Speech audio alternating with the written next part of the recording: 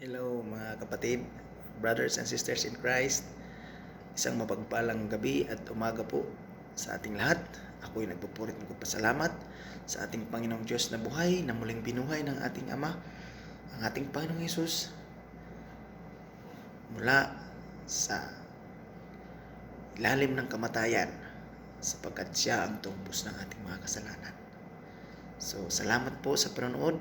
Isang kagalakan ko po sa aking puso na kayo ay nagbigay ng time para po panoorin ang video ito. Hindi po ito para magpasikat lamang.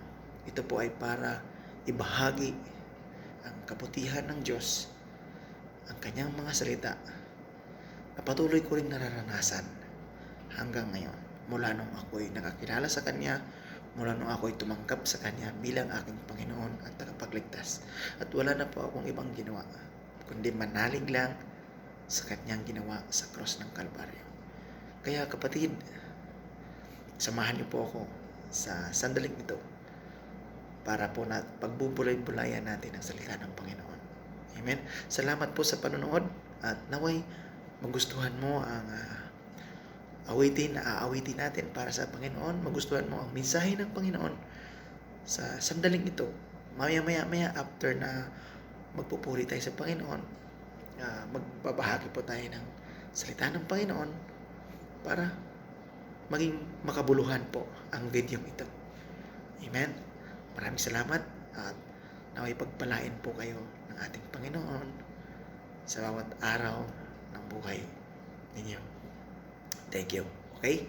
So, bago po lahat, tayo po ay magpuri sa Panginoon. Amen. Hallelujah.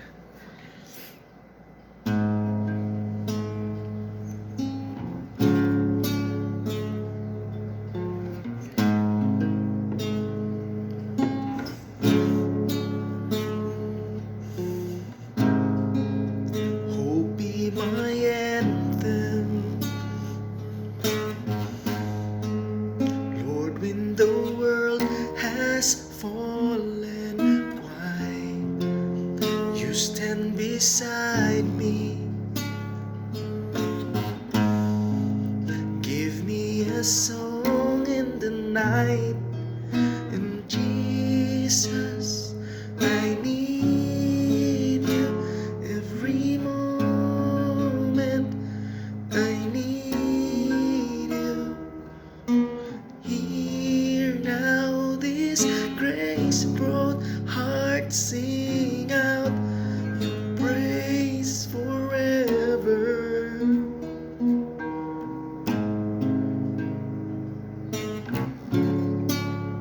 Hallelujah.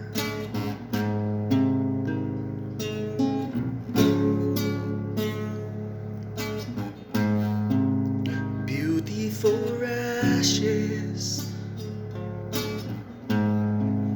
you find the weak and contrite out, shoulder its burdens,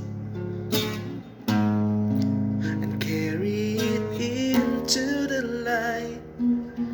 Jesus, I need you every moment.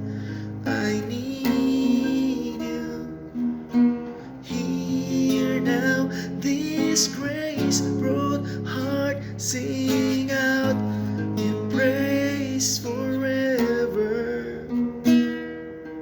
Jesus, I need you every moment. I need you.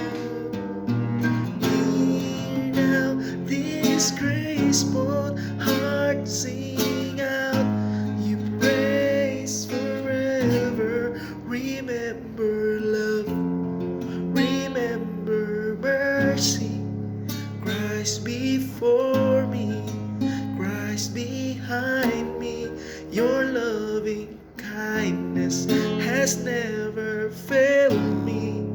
Christ before me, Christ behind me. Remember love, remember mercy.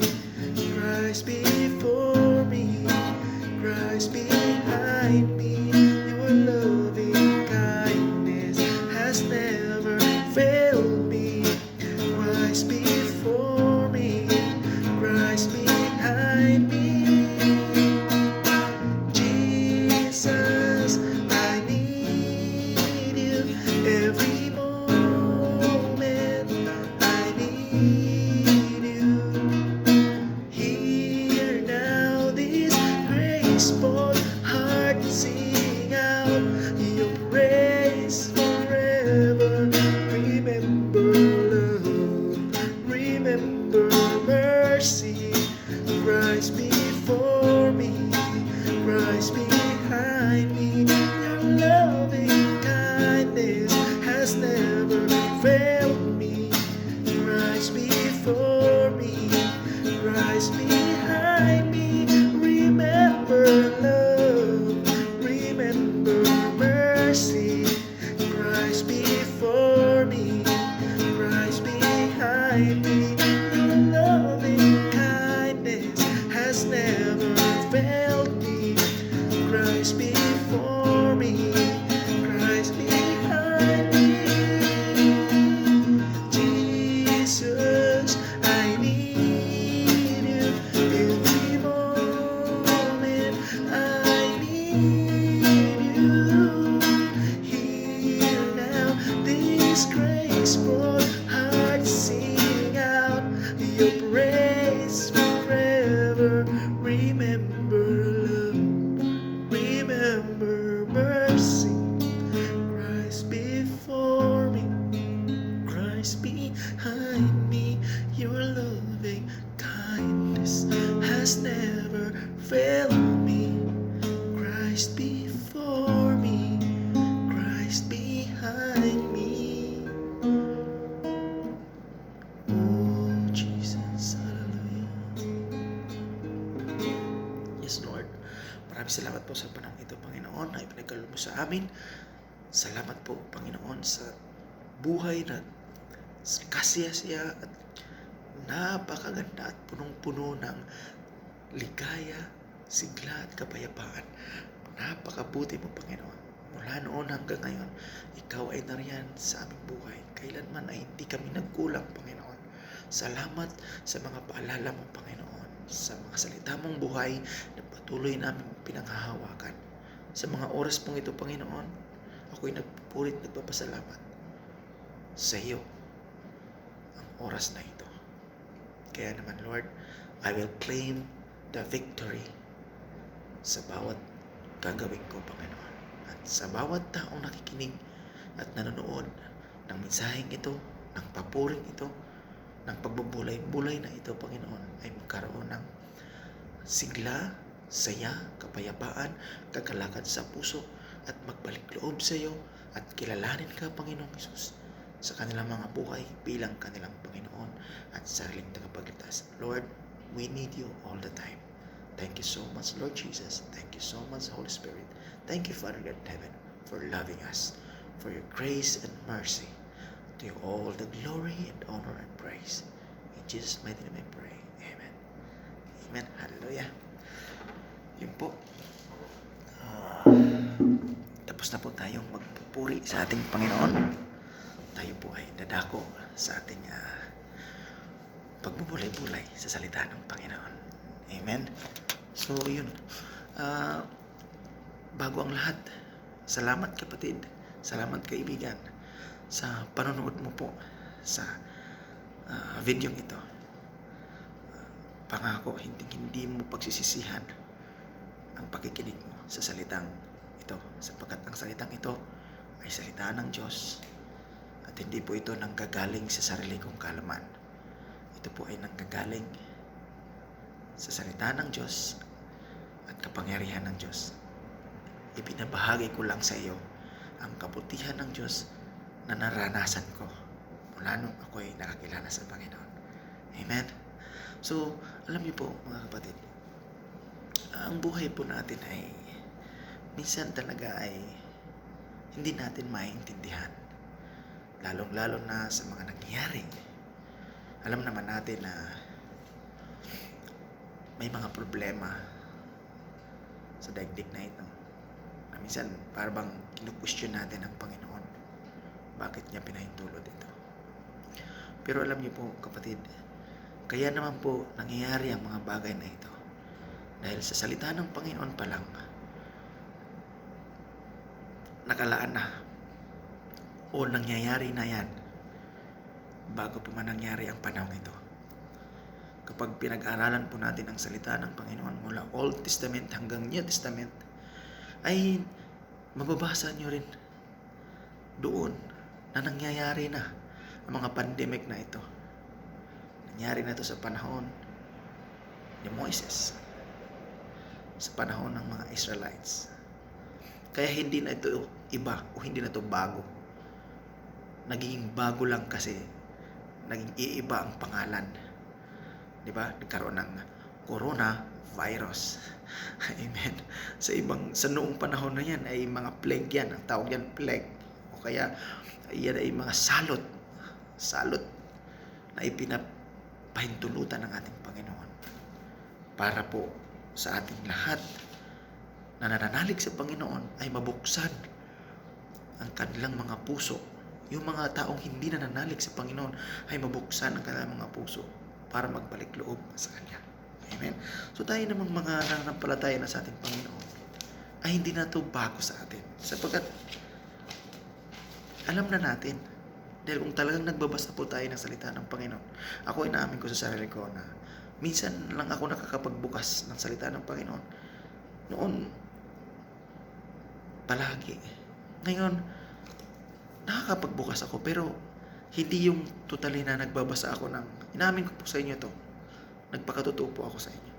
Nagbubukas ako ng Bible ko, but not totally reading the whole chapter. Kumbaga nagbubukas lang ako for my devotion. So yun lang yung time na magbubukas ako. So every morning mayroon akong devotion na binabasa from morning, and after that in evening mayroon din akong devotion. So yun lang yung time ko na magbubukas ako ng Bible. Pero yung mga Bible reading, noon ko nagagawa ko yung pagbabasa ng salita ng Panginoon. But when I came to this country, wala na akong time kasi ang trabaho ko po kasi ay sobrang walang oras.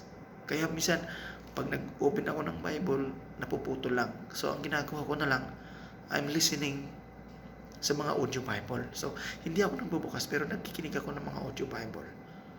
At praise and worship songs din. So I encourage you to do that also para mas ma-enhance mo yung spiritual life mo. At kahit na dumaranas ka ng trials sa buhay, ay hindi ka magkaroon ng pagdududa o takot sapagkat mayroon kang naririnig na encouraging word or song from the Lord. Amen? So, yun po. Mukhang napahaba po yata. Pero, salamat ha. Salamat sa pakikinig at panonood ng video ito. So, tayo po tumuloy na sa ating pag-uusapan. Alam niyo, ang ating Panginoong Hesus, kaya po siya nagpunta sa ibabaw ng lupa, ay alam natin na iligtas tayo. Tama? Pero, bukod doon, sa pagliligtas niya sa atin, hindi po natatapos doon ang isang mananampalataya kay Kristo. Kapag tinanggap na natin si Jesus Christ as our Lord and personal Savior, hindi po natatapos doon. That's the first steps na dapat natin gawin. Kasi marami pa pong steps yan. So, pag-uusapan lang po natin dito kung ano ba talaga ang nais ng ating Panginoong Hesus, ang ating Amang nasa langit. Kung bakit ba niya tayo minahal ng tapat at gusto. Gusto kasi ng Diyos maging ganito tayo. Gusto ng Diyos na matututunan natin kung ano ang ipinamumuhay ng ating Panginoong Hesus nung siya ay nandirito. Kaya nga ang purpose ng isang Kristiyano ay to be like Jesus Christ. To be like Christness. Amen? Ang isang born again Christian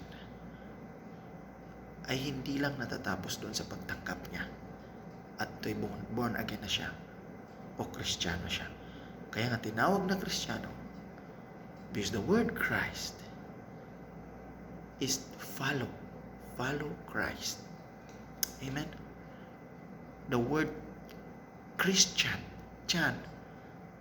hindi ko masasabi sa iyo ng Greek word, pero ang pagkakaalam ko po, sa Chan na yan, I follow Christ. Amen? So, i-search nyo na lang. Pero ang alam ko, pag sinabi mong Christian ka, ang alam ko, follower of Christ ka. At kapag follower of Christ ka, dapat Christ-likeness ka. Amen? So, ito ang nais ng Diyos para sa atin. Bibigyan ko po kayo ng 4 lang na points para mabilisan lang.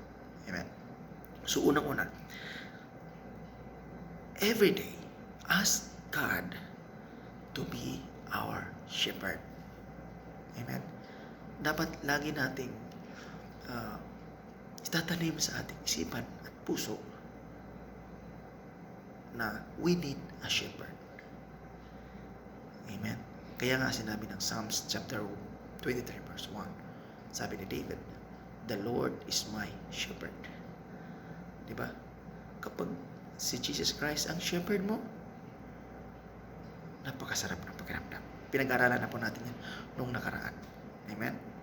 So, buksan natin ang ating Bible sa John chapter 10 verse 14 to 15. So, sa Tagalog po, ito po yung sinasabi niya sa Juan Jes. Okay? Juan Jes.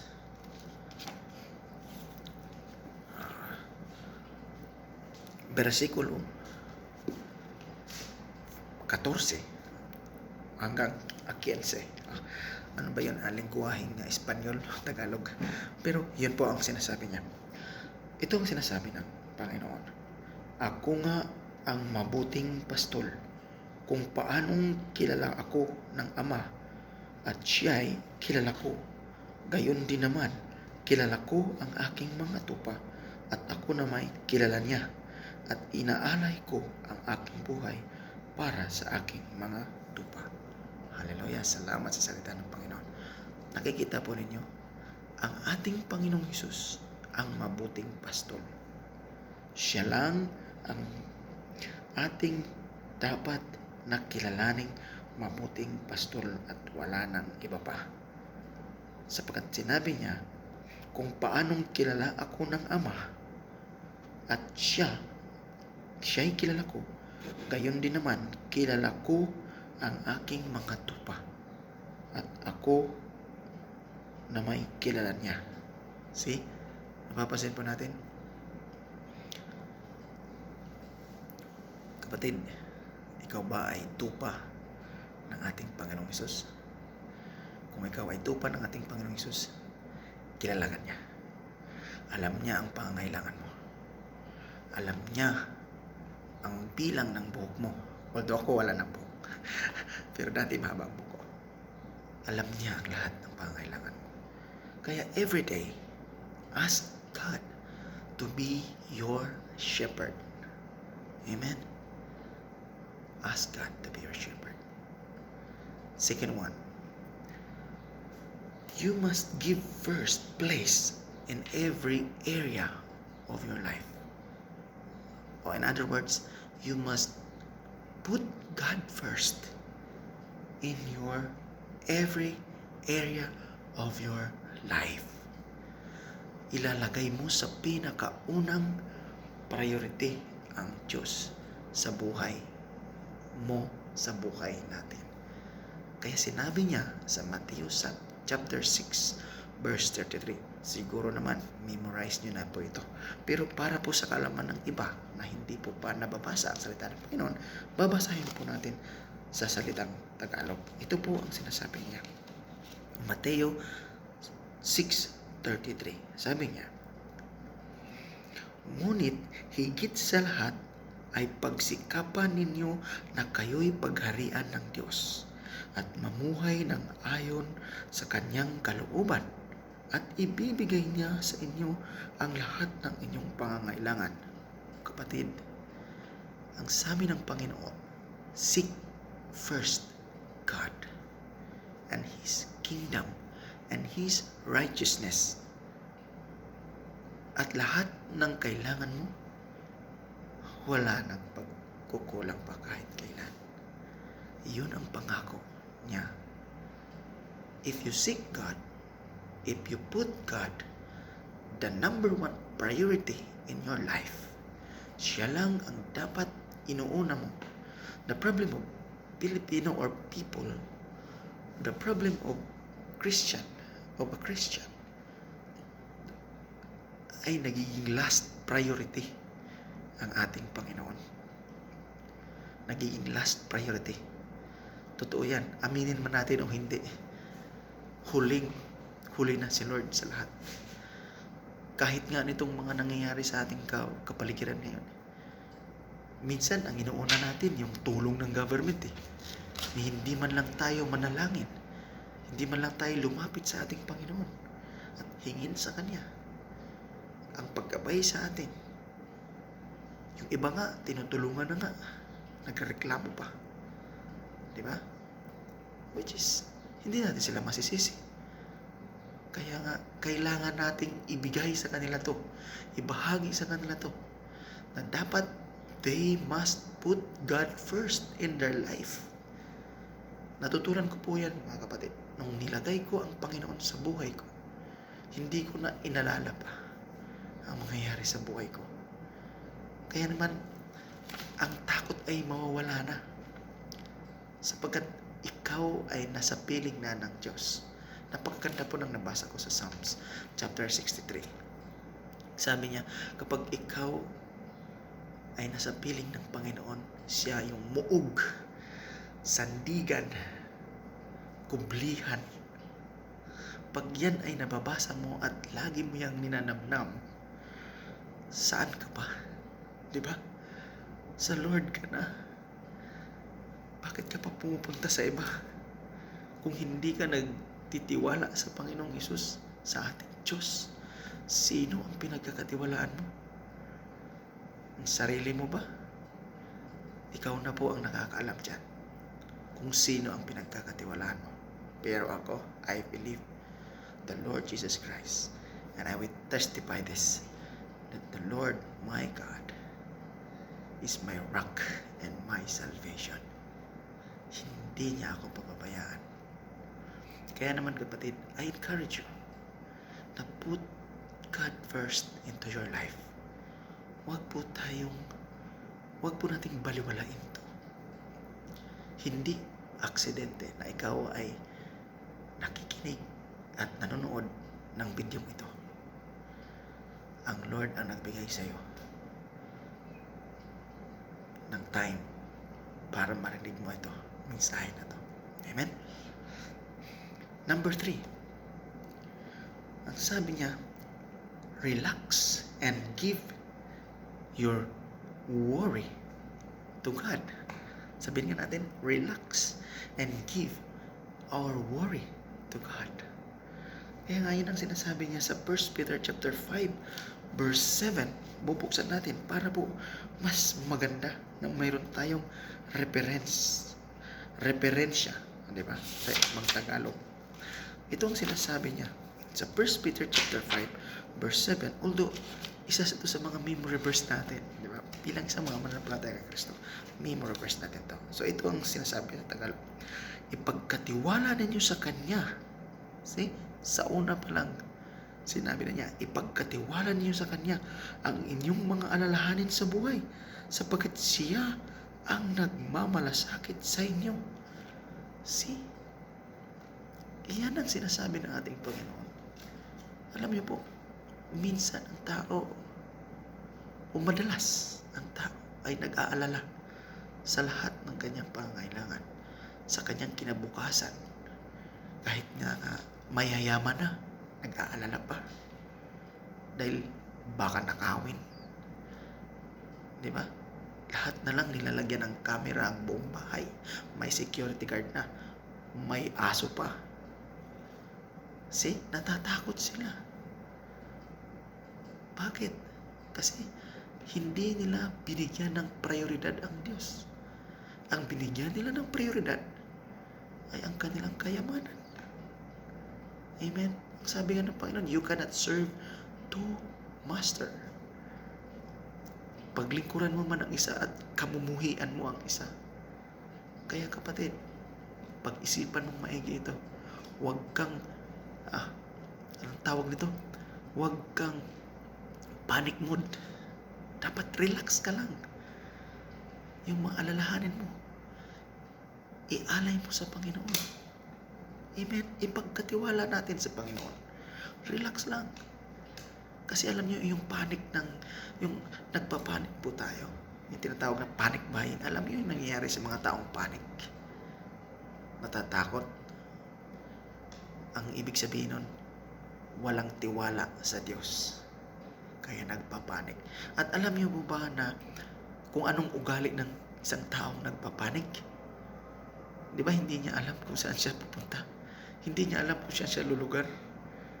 At lahat ng mga nagagawa niya ay karamihan doon ay palpak at mali-mali. Kaya relax. Sabihin mo nga sa sarili mo, relax. I will entrust my worry to our Lord Jesus Christ. Amen. Last part. So ito yung sinasabi ng Panginoon. Ito yung pinaka-the best sa lahat. Trust God one day at a time. See? Trust God one day at a time. Sabihin mo nga sa sarili mo, trust God one day at a time. Amen? Ang Diyos lang dapat talaga. Magtiwala ka sa Panginoon. Anong sabi niya sa Proverbs chapter 3 verse 5 and 6? Diba? Basahin po natin. Sa Kawikaan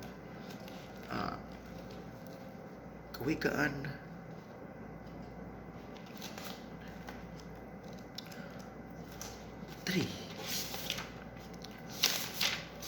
5 and 6. Ano sabi niya rito? Pakinggan po natin. Proverbs chapter 3, 5 and 6. Kay Yahweh ka magtiwala buong puso at lubusan at huwag kang mananangan sa sarili mong karunungan. Sa lahat ng iyong gagawin, siya nga'y alalahanin upang ika'y patnubayan sa iyong mga tatahakin. See? Ang sarap ng salita ng Panginoon. Pag ito ay mauunawaan mo ng gusto, pag ito ay magsisink in sa puso mo, wala ka nang dapat alalahanin pa.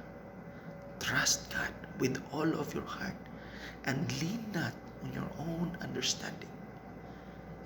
Acknowledge Him. Yan ang mga sinasabi ng Panginoon sa atin.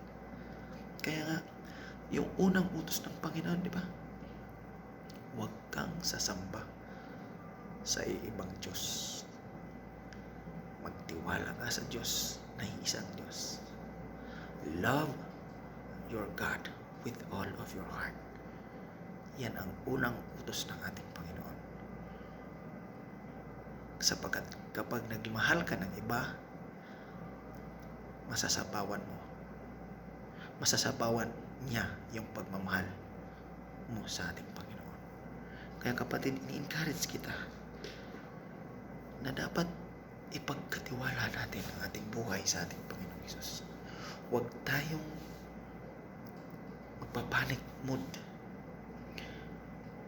Gawin nating number 1 priority ang ating Panginoong Jesus sa buhay.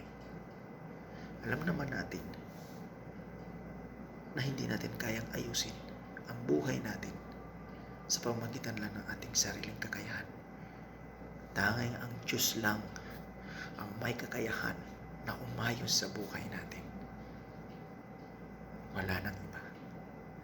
Kapatid, ikaw na nakikinig, na nanonood sa mensaheng ito, naway may natutunan ka.